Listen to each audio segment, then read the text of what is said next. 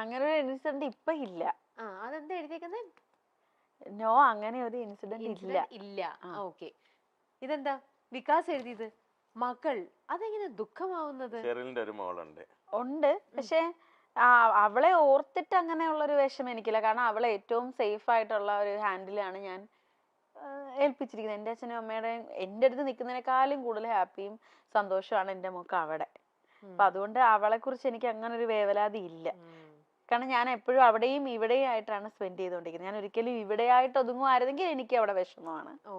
കാരണം ഞാൻ ഇപ്പൊ അവൾ എൻ്റെ കൂടെ ഉണ്ടായിരുന്നു, ഞാൻ കൊണ്ടാക്കി, ഇപ്പൊ എക്സാം നടക്കുന്നു, പിന്നെ നെക്സ്റ്റ് ഇനിയിപ്പോ ഒരു 3 months കഴിയുമ്പോൾ ഞാൻ വീണ്ടും പോകും. അപ്പൊ അവളുടെ കൂടെ കുറച്ച് ദിവസം വെക്കേഷൻ ആകുമ്പോ ഇങ്ങോട്ട്. അതുകൊണ്ട് എനിക്ക് അങ്ങനെ ഒരു ഇൻസിഡന്റ് ഇല്ല. അതുകൊണ്ട് ഇപ്പൊ അങ്ങനെ ഒരു വിഷമമില്ല. വികാസ് സ്വന്തം മോളെ പോലെ തന്നെ അവളെയും കാണാൻ. എന്താ മോളുടെ പേര്? മോളെ പേര് വൈഗ. എത്രയായി? മോളെ ഇപ്പൊ 5ൽ പഠിക്കുന്നു. ഓക്കെ. അപ്പൊ മോള് അവിടെ കൊല്ലത്താണോ? അല്ലല്ല, ഒമാനില. അതുകൊണ്ടാണ് ഞാൻ ഈ ഇടയ്ക്കിടയ്ക്ക് പോവുകയും വരികയും ചെയ്യുന്നത്. ഞങ്ങൾക്ക് അവിടെ ചെറിയ ബിസിനസ് ഒക്കെ ഉണ്ട്. അപ്പം ഞാനും അവിടെ ആയിരുന്നു. അപ്പൊ ആഫ്റ്റർ കല്യാണ ശേഷമാണ് ഇവിടെ. ഇപ്പൊ ഈ 1 year മാത്രമേ ഉള്ളൂ ഞാൻ പോകാതിരുന്നത്. ഫുൾ ബെഡ് റെസ്റ്റ് ആയിരുന്നു. ഇപ്പൊ ഞാൻ അതാണ് പോയതും അവിടെ കൂടെ ആയിരുന്നു. മോള് എന്റെ കൂടെ ആയിരുന്നു ഇവിടെ. 2 months ഇവിടെ ഉണ്ടായിരുന്നു. ഇപ്പൊ വെക്കേഷൻ കഴിഞ്ഞ് സ്കൂൾ ഓപ്പൺ ആയപ്പോഴാണ് കുഞ്ഞങ്ങോട്ട് പോയത്. ഇനിയിപ്പൊ ഞാൻ ഇനിയും ഒരു ഓണം കഴിഞ്ഞ് 3 months കഴിയുമ്പോൾ പോകും. കാരണം അവൾക്ക് വരാൻ പറ്റത്തില്ല, അവർക്ക് ആർക്കും. അവൾക്ക് എക്സാം നടക്കുന്നുണ്ട്. പിന്നെ ഇവളുടെ ഫസ്റ്റ് ഓണം ആയതുകൊണ്ട് അവളുടെ അച്ഛന്റെ കൂടെ വേണമല്ലോ എന്ന് പറഞ്ഞിട്ട് ഞാൻ വീടും പുതിയതല്ലേ, നമുക്ക് അടച്ചിടാൻ പറ്റില്ല. അതുകൊണ്ടാണ് ഞാൻ ഇപ്പൊ 5ാം തീയതി എത്തിയതേ ഉള്ളൂ. അത് ശരി. അപ്പൊ ഞാൻ അവിടെ ഇവിടെ ആയിട്ട് ഇത് ടാലി ചെയ്ത് പോയിക്കൊണ്ടിരിക്കുന്ന ഒരാളാണ്. അങ്ങോട്ടും ഇങ്ങോട്ടും പോകുന്നതിന്റെ ഒരു ഇത്. അതെത്രയായാലും ഇതും കുഞ്ഞു മോളല്ലേ, താമരനെ കൊണ്ടുള്ള യാത്ര അത് പറയുന്നത് തൊട്ടടുത്തല്ലല്ലോ, ഇത്രയും ദൂരം പോവാന്ന് പറയുന്നത് അതിന്റെ ഒരു ബുദ്ധിമുട്ട്. ഓക്കെ. എന്തായാലും നമ്മള് അതുകൊണ്ട് നമ്മൾ പനിഷ്മെന്റ് തരുന്നില്ല. വൈഗക്കുട്ടിക്ക് വേണ്ടി, വൈഗക്കുട്ടിയുടെ കാര്യം ആയതുകൊണ്ട് അമ്മയും സേഫായി അച്ഛനും സേഫായി, അവിടെ നമ്മൾ പനിഷ്മെന്റ് കാര്യങ്ങളൊന്നുമില്ല. ഓക്കെ. വികാസിന്റെ സ്വഭാവത്തിൽ ഒരു തിരുത്തൽ വേണമെന്ന് ഷെറിൽ എപ്പോൾ ആവശ്യപ്പെടാറുള്ള ഒരു കാര്യം അതെന്താണ്? കുടുംബ പ്രശ്നമാണല്ലോ. മനുഷ്യൻ നിങ്ങൾക്കൊന്നും നന്നായി കൂടെ. വികാസ് ഒന്ന് ചേഞ്ച് ആവൂ. എന്താണ് വികാസ്? നിങ്ങൾ എഴുതിക്കോ, സത്യം എഴുതൂ. ഷെറിൽ സത്യം എഴുതുകയാണ്. എനിക്ക് എന്റെ സ്വഭാവത്തിന് പ്രശ്നമൊന്നും ഇല്ലല്ലോ. അപ്പൊ ഞാൻ എന്താ പറയില്ല. വികാസ് നിങ്ങൾക്ക് ഈ ഒരു സ്വഭാവം ഒന്ന് മാറ്റിക്കൂടെ? എങ്ങനെയാ ഷെറിൽ വിളിക്കണേ വികാസിനെ? വികാസ്. അപ്പൊ വികാസ് നിങ്ങൾക്ക് ഇതൊന്നും മാറ്റിക്കൂടി? ഇത് എന്താ ഇങ്ങനെ അല്ല എപ്പോഴും ക്ലീൻ ചെയ്തോണ്ടിരിക്കുക? എപ്പോഴും എന്തെങ്കിലുമൊക്കെ ഒരു ഹാബിറ്റ് ഉണ്ടാവും, നമ്മൾ ചിലപ്പോ പറയില്ലേ, എന്തെങ്കിലും ഉണ്ടാവും. അങ്ങനെ എന്തെങ്കിലും ഒന്ന് ആലോചിച്ച് നോക്കി, എന്നോട് പറയണ്ട, എഴുതിയാൽ മതി. ഷെറിൽ ഉത്തരം എഴുതി കഴിഞ്ഞു. വികാസ് വീണ്ടും തോൽവി ഏറ്റി വാങ്ങുകയാണ്, ഉത്തരവില്ലാതെ നിൽക്കുകയാണ്. സാരമില്ല മോനെ, നമുക്ക് പനിഷ്മെന്റ് ചെയ്യാം, നമുക്ക് പനിഷ്മെന്റ് എടുക്കാം. ഏറ്റെടുക്കുകയാണ്. ഓക്കെ. ഷെറിൽ എന്താണ് നോക്കട്ടെ? Family problems no share with others. എനിക്കത് ഇഷ്ടമുള്ള കാര്യമല്ല. നമ്മുടെ എന്ത് പ്രശ്നമാണേലും അത് നമ്മളിൽ തന്നെ നിർത്തണം. പുറത്ത് അത് പറഞ്ഞ് പിന്നെ അതിനെ വേറൊരാളെ സ്പ്രെഡ് ചെയ്ത് അങ്ങനെ പോരും. ചെറിയ കാര്യമാണെങ്കിൽ നമ്മൾ പറഞ്ഞങ്ങ് തീർക്കുക. അതാണ് എന്റെ ഒരു പോളിസി. ഞാൻ അങ്ങനെയാണ്. അത് മാത്രം ഞാൻ എപ്പോഴും പറയാറുണ്ട്. അങ്ങനെയല്ല എന്നല്ല, അങ്ങനെ ആകണമെന്ന്. അങ്ങനെ ആണോ അല്ലയോ എന്ന് അറിയില്ല, പക്ഷെ ഞാൻ പറയുന്നൊരു കാര്യം. ഓക്കെ. ആണോ ആണോ എന്തെങ്കിലും പറയാനുണ്ട് പറയൂ. ഇത് പോസിറ്റീവ് ആണോ നെഗറ്റീവ് ആണോ? കേട്ടിട്ട് എന്ത് തോന്നി? അല്ല ഇത് ഓരോ ഇതല്ലേ ഫാമിലി. എന്താ പറഞ്ഞോ വികാസ്? എന്തെങ്കിലും പറയണ്ടേ പറഞ്ഞോ? ഇല്ല. ഓക്കെ. എന്തെങ്കിലും കമന്റ്സ് ഉണ്ടോ? Good comments. പറഞ്ഞോ. ഗുഡ് കമന്റ് എന്താണ്? Family problems not share with others. അങ്ങനെയല്ല. പ്രോബ്ലം എന്ന് ഉദ്ദേശിക്കുന്നത് എപ്പോഴും വലിയ വലിയ പ്രോബ്ലങ്ങൾ ആവണമെന്നില്ല. നമ്മുടെ വീട്ടിലത്തെ എന്ത് കാര്യവും ഇപ്പൊ നമ്മളെല്ലാവരും കാണുമ്പോൾ നമ്മള് എന്താ പറയാ, എന്തെങ്കിലുമൊക്കെ നമ്മുടെ ലൈഫിൽ കാര്യങ്ങൾ നടക്കില്ല. ഇതൊക്കെ ചില ആൾക്കാർ വള്ളി പുള്ളി വിടാണ്ട് മറ്റുള്ളവരുടെ അടുത്ത് പറയുന്ന ആൾക്കാരുണ്ട്. ചില ആൾക്കാർ എത്ര വലിയ ഇത് ഡിസാസ്റ്റർ വന്നാൽ പോലും മറ്റുള്ളവരുടെ അടുത്ത് ഷെയർ ചെയ്യില്ല. നമ്മുടെ ഫാമിലിയിലെ കാര്യങ്ങൾ മറ്റുള്ള അങ്ങനത്തെ 2 കൂട്ടവും ആൾക്കാർ നമ്മുടെ ഇടയിലുണ്ട്. അതാണ് അപ്പൊ അത് പറഞ്ഞത്. നമ്മള് നല്ലത് പറഞ്ഞാലും അത് കേട്ടിട്ട് ഉടനെ അങ്ങോട്ടും അത് വേണ്ട, അത് ഞാൻ പറഞ്ഞോളൂ. അപ്പൊ അങ്ങനെ ആയിരിക്കും ഇനി ചേട്ടൻ ചെയ്യുന്നത്. ഓക്കെ. അപ്പൊ എന്തായാലും വീണ്ടും തോൽവി ഏറ്റുവാങ്ങാനായി വികാസ് ഇവിടെ തന്നെയുണ്ട്. അപ്പോൾ അടുത്തത് എന്തെന്ന് വെച്ചാൽ ഇതിനകത്തുള്ള വേറൊരു പനിഷ്മെന്റ് ആണ്. പാട്ടൊക്കെ കഴിഞ്ഞു കഴിഞ്ഞാൽ അടുത്തത് ആക്ടിംഗ് സെഗ്മെന്റ് ആണ്.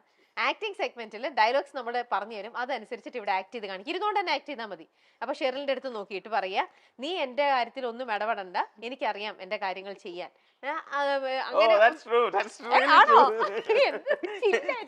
ഞങ്ങൾക്ക് കിട്ടിയ ടാസ്ക് ഭയങ്കര എല്ലാം വളരെയധികം ഇതായിട്ട് നിൽക്കുന്നതാണ് അല്ലേ? ഡയലോഗ് പറയൂ, ഞാൻ മുട്ട് നിൽക്കാണ്. ഓക്കെ, ഞാൻ പറയുന്നത് ശരിയാണോ അല്ലയോ എന്ന് നീ ചെക്ക് ചെയ്യേണ്ട ആവശ്യമില്ല. നീ നിന്റെ ജോലി ചെയ്യാൻ, എനിക്കറിയാം എന്റെ കാര്യം നോക്കാൻ. ചിരിക്കൊന്നും ചെയ്യരുത്, നമ്മൾ നടനാവണം. ഓക്കെ, നടനായിക്കൊണ്ട് ആക്ടിങ് സെഗ്മെന്റാ ചെയ്തോ. ചിരിക്കരുത്. വികാസിലെ അഭിനേതാവിനെയാണ് നമ്മൾ കാണാൻ പോകുന്നത്. നടനെ കണ്ടപ്പോ എനിക്ക് ചിരി വരികയാണ്. ഞാൻ ഇപ്പൊ ഈ പണിഷ്മെന്റ് എടുക്കുമ്പോ പറയാൻ, ഞാൻ അഭിനയിക്കില്ല, ഞാൻ ജീവിക്കും. നീ ആവശ്യമില്ലാതെ എന്റെ കാര്യത്തിൽ ഞാനേ ഉള്ളു, നിനക്ക് പണിഷ്മെന്റ് ഇല്ല. റെസ്പോണ്ട് ചെയ്തോ, കുഴപ്പമില്ല. വേണ്ട വേണ്ട വേണ്ട. ഓക്കെ, ആ റെസ്പോണ്ട് ചിലപ്പോ നിങ്ങൾക്ക് ട്രെൻഡിങ് ആയി പോകും. അതാ വേണ്ട, വികാസ് പറഞ്ഞാ മതി. നീ ആവശ്യമില്ലാതെ എന്റെ കാര്യത്തിൽ ഇടപെടണ്ട. എനിക്കറിയാം എന്റെ കാര്യങ്ങളെല്ലാം പ്രോപ്പർലി ചെയ്യാൻ. മനസ്സിലായ? നീ ചെക്ക് ചെയ്യണ്ട, നീ നിന്റെ ജോലി ചെയ്താൽ മതി, എനിക്കറിയാം എന്റെ കാര്യം നോക്കാം. അങ്ങനെയാണ്. നീ ചെക്ക് ചെയ്യണ്ട, എനിക്കറിയാം എന്റെ കാര്യങ്ങൾ നോക്കാൻ. മനസ്സിലായോ? പോയി, എല്ലാം സ്പ്ലിറ്റ് ആയി പോയി. ഒന്നും കൂടെ കണ്ടിന്യൂ ചെയ്തായിട്ട് പറ. ഇങ്ങനെ നീ എന്റെ കാര്യങ്ങൾ നോക്കാൻ എനിക്കറിയാം, അല്ലെങ്കിൽ എന്റെ ഇതിനെ നീ ചെക്ക് ചെയ്യാൻ വരണ്ട. നീ നിന്റെ കാര്യം നോക്കൂ, ഞാൻ എന്റെ കാര്യം നോക്കൂ. അങ്ങനെ ഒരുമിച്ചൊന്ന് പറഞ്ഞാൽ മതി. റെഡി? എന്റെ കാര്യങ്ങൾ ചെക്ക് ചെയ്യാൻ നീ വരണ്ട, എന്റെ കാര്യങ്ങൾ നോക്കാൻ എനിക്കറിയാം. മനസ്സിലായോ? ഓക്കെ, ശരി. എന്തൊരു ഗൗരവമാണെന്ന് നോക്കിക്കേ. നടനാവാൻ പറഞ്ഞപ്പോ എന്ത് ഇഷ്ടം നോക്കിയേ. ഇത് നടനായില്ല, റിയൽ ലൈഫിലെ വികാസാണ് അത്രേ. റിയൽ ലൈഫിലെ വികാസ് എങ്ങനെയാണോ?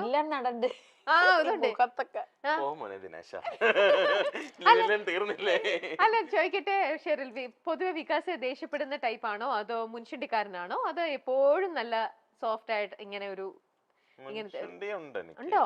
ദേഷ്യമൊക്കെ ഉണ്ടാവും, അത് ഈ വർക്കിന്റെ അല്ല, ചിലർക്ക് ഇപ്പൊ മുൻഷുണ്ടി അങ്ങനെയൊന്നും ഇല്ല. അങ്ങനെ എല്ലാത്തിനും തൊടുന്നതിനും പിടിക്കുന്നതിന് അങ്ങനെയൊന്നുമില്ല. ഓക്കെ, ശരി. ഇതേപോലത്തെ ഒരു വീടും കൂടെ വികാസിന് എവിടെയെങ്കിലും കൂടെ വെക്കണമെന്ന് താല്പര്യമുണ്ടോ? ഒരുപാട് യാത്ര ചെയ്യുന്ന ആളല്ലേ, അപ്പോൾ ചില സ്ഥലങ്ങൾ കാണുമ്പോൾ നമുക്ക് കൊതി തോന്നും അല്ലേ? എന്ത് ഭംഗിയുള്ള ഒരു ഇതാണ്. അപ്പം നമുക്ക് ഈ ഒരു സ്ഥലത്തും കൂടെ, ഈ ഒരു സ്ഥലത്ത് എനിക്കൊരു കുഞ്ഞു വീട് വെക്കണം, അല്ലെങ്കിൽ വലിയ വീട്, ഒരു വീട് വെക്കണം എന്ന് നമ്മൾ ചിലവരൊക്കെ യാത്ര ചെയ്യുമ്പോൾ ഒരുപാട് ആഗ്രഹിക്കും. അങ്ങനത്തെ ഒരു ആഗ്രഹം വികാസിന് എപ്പോഴെങ്കിലും? ഏത് സ്ഥലത്താണ്? ഗുരുവായൂർ. ആണോ? ഞങ്ങൾ രണ്ടുപേരും ഒന്നേ പറ ഗുരുവായൂർ. ആണോ? ഇതൊക്കെ ചോദിച്ചുകൂടായിരുന്നോ? ആണോ അല്ലേ? അപ്പൊ അന്ന് എന്തായിരുന്നു ഗുരുവായൂർ തന്നെ വീട് വെച്ചൂടെ? ഗുരുവായൂർ ക്രിസ്ത്യൻ സഹായിച്ചാൽ ഗുരുവായൂർ വെക്കും ഞാൻ ഉടനെ തന്നെ. ഇല്ല, മരിക്കും മുമ്പ്. അതൊന്നും വേണ്ട, നമുക്ക് ഉടനെ തന്നെ ഗുരുവായൂരപ്പന്റെ തൊട്ടടുത്ത് ആ മണ്ണില് ഒരു വീട് വെക്കാൻ അനുഗ്രഹിക്കട്ടെ ദൈവം. ആ ഒരു ഇതായിട്ടും ഉണ്ടാവട്ടെ. പക്ഷെ അത് നമുക്ക് എത്രയും പെട്ടെന്ന് വേണം. അതിനെന്താ ചെയ്യാ? ബൈറ്റ് ഹോംസ് ഫോറിൽ പോയാൽ മാത്രം മതി. യെസ്, ബൈറ്റ് ഹോംസ് ഫോറിൽ പോയാലേ. ഇപ്പം എനിക്കറിയാം, ഇതൊരു വലിയൊരു മാളികയാണ് ഇപ്പോൾ ഉണ്ടാക്കിയിരിക്കുന്നത്. ഒരുപാട് നാളത്തെ സമ്പാദ്യമാണ് അത് ഈ വീട്ടിൽ വന്നിരിക്കുന്നത്. ഇപ്പൊ ഉടനെ തന്നെ വീടെന്ന് പറഞ്ഞൊരു സ്വപ്നം എന്ന് പറയുന്നത് ഏതൊരു മനുഷ്യനും. പക്ഷെ അങ്ങനെയുള്ള സമയത്ത് നമ്മളെ ഹെൽപ്പ് ചെയ്യാനുള്ളതാണ് ബൈറ്റ് ഹോംസ് ഫോർ. പകുതി പൈസ മാത്രം നമ്മൾ കയ്യിൽ കരുതിയാൽ മതി. പകുതി പൈസ വെച്ച് നമുക്ക് വീട് പണി തുടങ്ങാം. ബാക്കിയുള്ള പകുതി പൈസ 50 തവണകളായിട്ട്, 50 മാസങ്ങളായിട്ട് നമ്മൾ അടച്ചാൽ മതി. അതൊരു വലിയൊരു ഹൈലൈറ്റ് ആണ്. പിന്നെ നമുക്ക് പ്ലാനും കാര്യങ്ങളെല്ലാം അവർ ഫ്രീ ആയിട്ട് തരും. പിന്നെ സൈറ്റിലത്തെ കാര്യങ്ങളും ഇതെല്ലാം നമുക്ക് ഈ ആപ്പ് ഉള്ളത് കൊണ്ട് നമുക്ക് അപ്ഡേറ്റ്സും കാര്യങ്ങളെല്ലാം നമുക്ക് അറിയാൻ പറ്റും. അപ്പം എല്ലാ കാര്യങ്ങളും അറിയാം. അപ്പൊ അതുകൊണ്ട് നമ്മൾ നേരിട്ട് എപ്പോഴും സൈറ്റിൽ പോവുക, ഡെയിലി പോയി വിസിറ്റ് ചെയ്യേണ്ട കാര്യങ്ങളൊന്നുമില്ല. നമുക്ക് എല്ലാ കാര്യങ്ങളും അതാത് നിമിഷം നമുക്ക് അറിയാൻ പറ്റും. അതുകൊണ്ട് ഇനി ഗുരുവായൂർ ഒരു വീട് വെക്കുമ്പോൾ ബൈറ്റ് ഹോംസ് ഫോർ. ഓക്കെ, അപ്പൊ ഉടനെ ബൈറ്റ് ഹോംസിൽ ഞാൻ കോൺടാക്ട് ചെയ്യുന്നുണ്ട്. ഇത് ജെന്യൂൻ ആയിട്ട് പറഞ്ഞു കേട്ടോ. ഗുരുവായൂർ അപ്പൊ ഉടനെ വീട് വെക്കാൻ ഞാൻ പോവാണ്. അപ്പൊ ഞങ്ങൾക്ക് വീണ്ടും ഒരു ഹോം ടൂറുമായി പാലുകാച്ചലിന് പോകേണ്ട ഒരു വിശേഷമായി. ആ പാലുകാച്ചലിന് രമ്യ അവിടെ എന്തായാലും ഉണ്ടാവും, ഉറപ്പായിട്ടും. ശരി, നമുക്ക് അടുത്ത ചോദ്യത്തിലേക്ക് പോവാം. വികാസിന് ഒരു അസൗകര്യം വരുന്ന പക്ഷം ഒരു പ്രൊഫഷണൽ വെഡിങ്ങിന് റിഫർ ചെയ്യാൻ സാധ്യതയുള്ള മറ്റൊരു മേക്കപ്പ് ആർട്ടിസ്റ്റിന്റെ പേര്. വികാസിന് ചില ദിവസങ്ങളൊക്കെ ഒരുപാട് തിരക്കുകൾ വരും, ചിലപ്പോൾ കമ്മിറ്റഡ് ആയിരിക്കും. പക്ഷെ അന്നേരം തന്നെ അവർക്ക് ആ മറ്റേ സൈഡിൽ കല്യാണം അന്നേരം നടത്തണമല്ലോ. വികാസിന് പോകാൻ പറ്റിയില്ലെങ്കിൽ എപ്പോഴും റെഫർ ചെയ്യുന്ന അടുത്തൊരാളുടെ പേര് എഴുതിയാൽ മതി. എഴുതിയോ? നോക്കട്ടെ. വികാസിന്റെ ആൻസർ ടോണി. ഓ എന്റെ അമ്മേ, Tony, you save me. Finally ഒരു ആൻസർ ആണ്. മലപ്പുറത്തെ റൗണ്ടിൽ രണ്ടുപേരും റെഡി ആക്കി. എനിക്ക് അവസാന നിമിഷം മിസ്സായിരിക്കുകയാണ്. ഈ ടോണി വികാസിന്റെ കൂടെ എപ്പോഴും ഉള്ള ആളാണോ? നിങ്ങൾ തമ്മിലുള്ള ഫ്രണ്ടാണ്. ഇപ്പൊ ഇങ്ങനെ പറയുമ്പോൾ ഞാൻ റെഫർ ചെയ്യുന്ന ടോണിനെയാണ്. Okay, very good. അപ്പൊ റൈസ് ചെയ്തോ പെട്ടെന്ന്. ടോണിക്ക് ഒരു ഹാപ്പി ആവും. ശരിക്കും ഈ പോർഷൻ ടോണിക്ക് അയച്ചു കൊടുക്കാം. വികാസ് അണിയിച്ചൊരുക്കിയിട്ടുള്ള കല്യാണ ബ്രൈഡുകളിൽ ഷെറിനെ ഏറ്റവും കൂടുതൽ അപ്രീഷിയേറ്റ് ചെയ്തിട്ടുള്ളത് ആരുടെ മേക്കപ്പ് കണ്ടിട്ടാണ്? അതിപ്പോ പറയാൻ പറഞ്ഞാൽ ആർട്ടിസ്റ്റ് ആണോ അതോ ഏതായാലും കുഴപ്പമില്ല. ബ്രൈഡ് ആർട്ടിസ്റ്റ് ആവണമെന്നൊന്നുമില്ല. ബ്രൈഡ് അത് ആർട്ടിസ്റ്റ് സെലിബ്രിറ്റി ആയിക്കോട്ടെ, സാധാരണ ഇതായിക്കോട്ടെ. എഴുതി കഴിഞ്ഞു, നോക്കട്ടെ. ഓ എന്റെ അമ്മേ. സത്യമായിരുന്നു. അതും കറക്റ്റ് ആയിട്ട് വന്നിരിക്കുകയാണ്. എവിടെയാണ് ഈ ദുർഗ? ദുർഗ ഗുരുവായൂർ അമ്പലത്തിൽ വെച്ചിട്ടായിരുന്നു. ആണോ? ആക്ച്വലി അതൊരു ആർട്ടിസ്റ്റ് ആണ്, ദുർഗ കൃഷ്ണ. ആ ദുർഗയാണോ? ഓക്കെ.